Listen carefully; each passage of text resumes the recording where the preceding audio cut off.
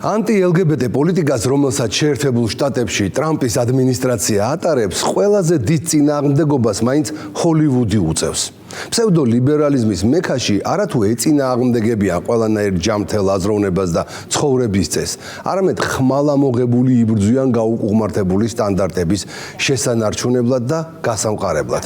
პოლიტიკური მსოფლმხედველობით ჰოლივუდი და მისი ვარსკვლავები ტრადიციულად დემოკრატები არიან. ყველა არა, მაგრამ აბსოლუტური უმრავლესობა ნამდვილად. მთელი საარჩევნო კამპანიის განმავლობაში ისინი კამალა ჰარის უჭერდნენ მხარს და აღარ იცოდნენ როგორ დაემცირებინათ და გაელანძღათ ტრამპი. დამარცხების შემდეგ კი როგორც ჩანს კიდევ უფრო გამწარდნენ და უკვე ჯინაზე იქცევიან. ოღონდ პრეზიდენტის წინააღმდეგ გააკეთონ რამე და მზად არიან მთელი ამერიკული კინოინდუსტრია LGBT პროპაგანდის ბუდედ გადააქციონ. პირველი რაც მოიფიქრეს ტრანსგენდერი მსახიობის აღზევება და გაპიარებაა. არის ასეთი ესპანელი მსახიობი კარლა სოფია გასკონი. კაბაში გამოწყობილი პომადიანი მამაკაცი, რომელსაც 2018 წლამდე ხუან კარლოს გასკონი ერქვა. აი ეს კარლა თუ კარლო გახლავთ პირველი ტრანსგენდერი მსახიობი, რომელიც ნომინირებულია ოსკარზე და პირველი ტრანსგენდერი მსახიობი, რომელიც ნომინირებული იყო ოქროს გლობუსზე და კანის ფესტივალზე. მან მთავარი როლი შეასრულა მუსიკალურ კომედიაში სახელწოდებით ემილია პერესი, სადაც მექსიკელი ნარკობარონი იმისათვის რომ მართსაჯულებას დაემალოს, იცვლის სქესს და იწყებს ტრანსგენდერის ცხოვრებას.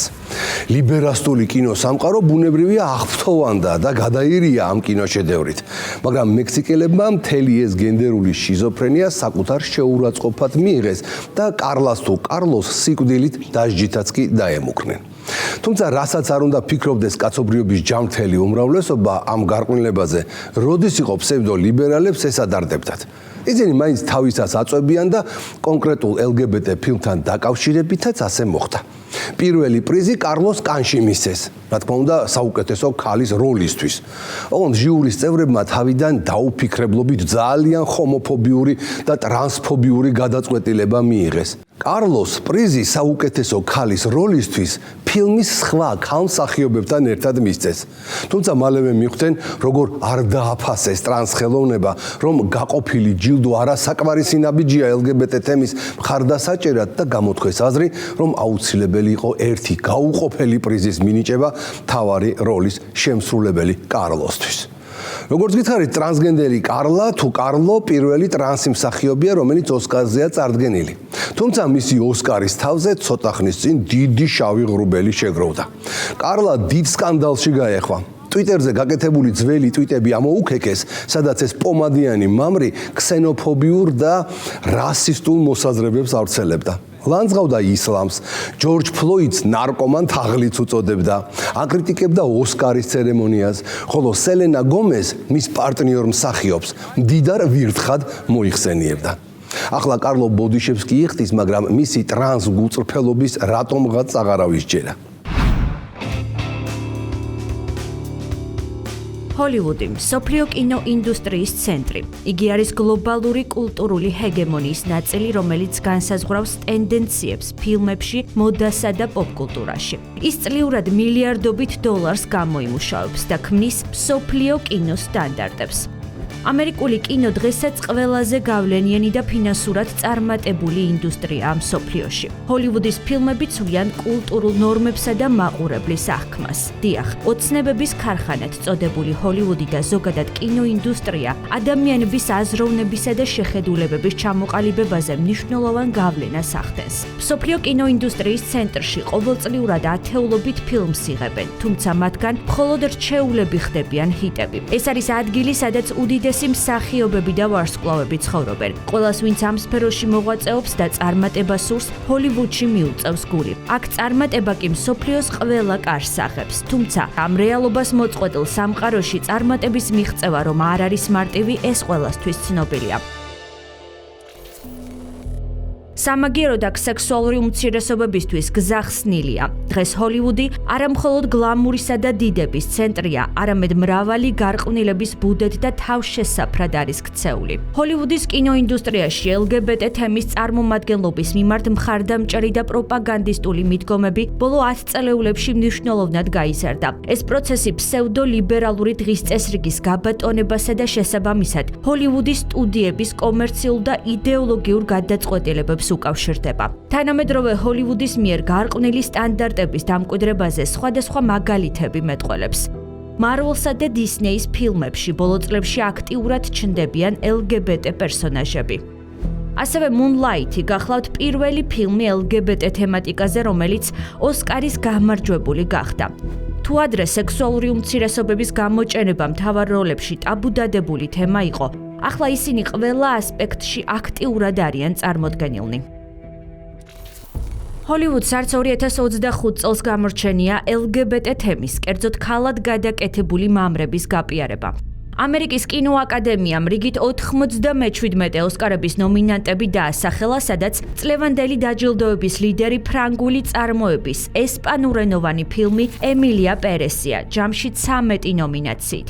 ემილია პერესი მხოლოდ 1 ნომინაციით ჩამორჩება წარსულის რეკორდსმენებს La La Land-ს, Titanic-სა და All About Eve's, რომელთაც ჯილდოზე 14 ნომინაცია დაიმსახურეს. სცენარისტისა და რეჟისორი ჟან აუდიარის ფილმში მოთხრობილია ამბავი, სადაც მექსიკელი ნარკობარონი იმისათვის, რომ მართლმსაჯულებას დაემალოს, იცვლის სქესს და იწყებს ტრანსგენდერის ცხოვრებას. კარტელის ლიდერი ემილია ადვოკატს თხოვს, რომ საკუთარი სიკვდილის ინსცენირებაში დაეხმაროს, რათა შეძლოს და ახალი ტრანსგენდერული ცხოვრება დაიწყოს. ჟაკ აუდიარის ახალ ტრანსგენდერულ ფილმში მთავარ როლებს კარლოს სოფია გასკონი, ზოი სალდანა და სელენა გომესი ასრულებენ.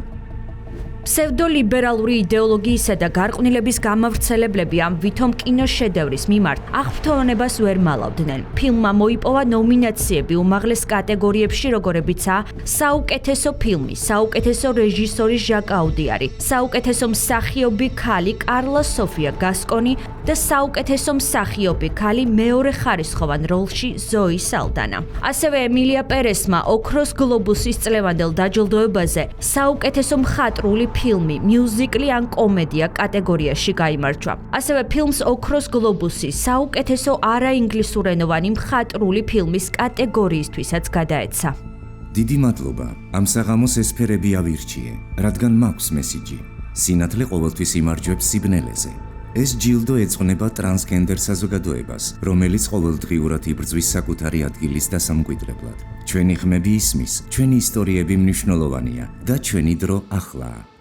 არ გეგონოთ, რომ ეს როლში შესული ნამდვილი მსახიობი ქალია. იგი კაბაში გამოწყობილი მამრი გახლავთ. კარლა სოფია გასკონი კინოაკადემიის ისტორიაში პირველი ღიად ტრანსგენდერი მსახიობია, რომელიც ნომინირებულია ოსკარის დაჯილდოებაზე.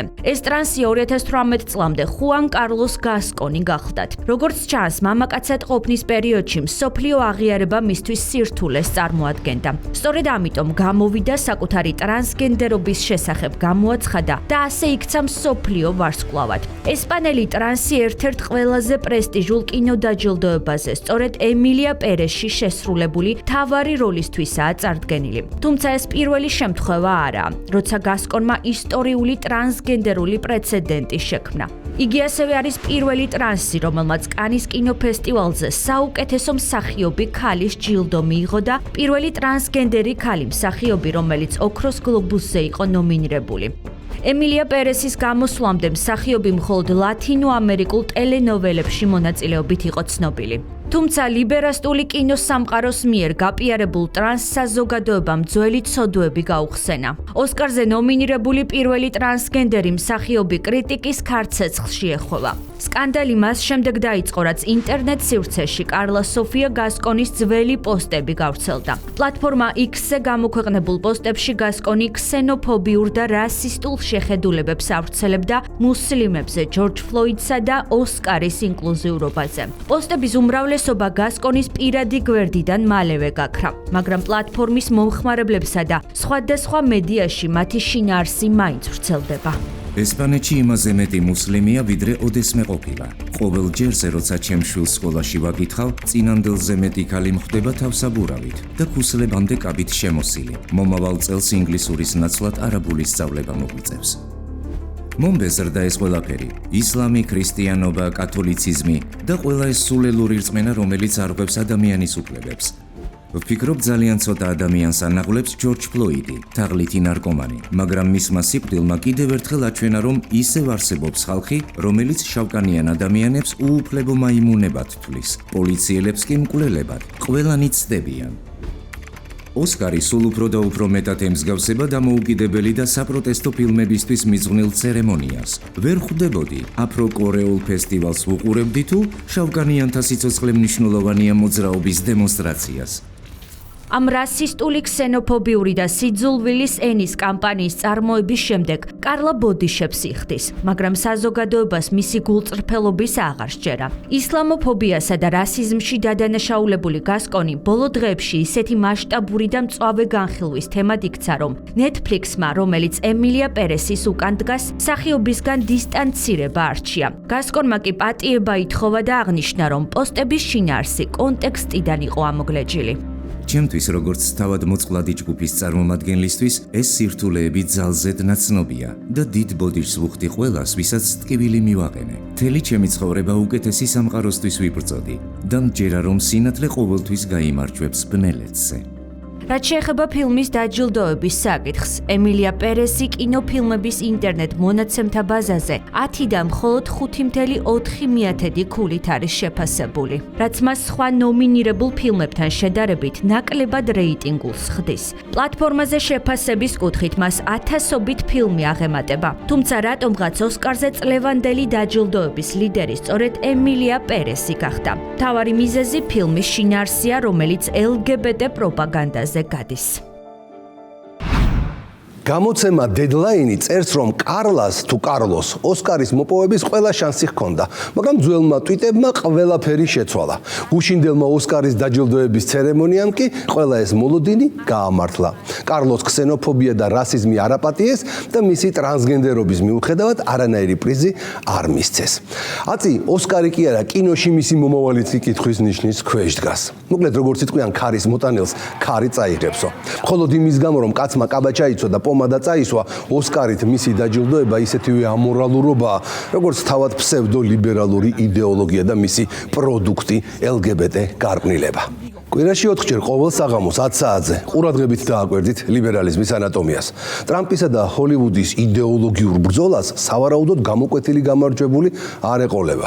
ამერიკული და ევროპული კინოინდუსტრია სანამ ჯიბეზე და შემოსავალზე არ იგრძნობს დარტყმას, მანამდე ვერ მიხვდება, რომ ჰომოსექსუალი კონკია, ლესბოსელი ყინულის დედოფალი, აფრო-ამერიკელი არიელი და ტრანსგენდერი ნარკო ბარონი ყოვლად არასაჭირო შიზოფრენიაა, რითაც სინამდვილეში ვერც ფერად კანიანების ისტორიას შეცვლი და ვერც კონსერვატორ მექსიკელებს გადაუბრუნებ ტვინს და მით უმეტეს ვერც ტრამპს შეაცვლევინებ ანტი-LGBT კურსს.